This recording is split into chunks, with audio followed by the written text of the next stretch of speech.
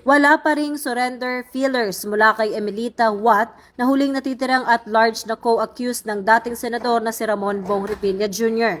Ayon sa PNP Criminal Investigation and Detection Group, tuloy-tuloy pa rin ang manhunt operations ng kapulisan at handa silang tiyakin ang seguridad ni Watt sakaling magpasya itong sumuko. Sa ngayon, 6 na sa 7 akusado ang nasa kustudiya ng mga otoridad, 4 sa National Bureau of Investigation at 2 sa CIDG.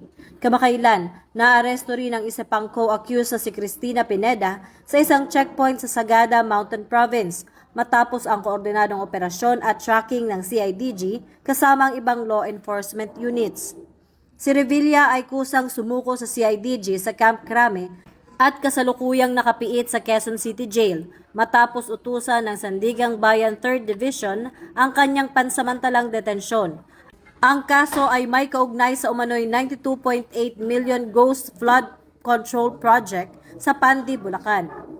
Ito ang bagong PNP para sa bagong Pilipinas. Serbisyong mabilis, tapat at nararamdaman.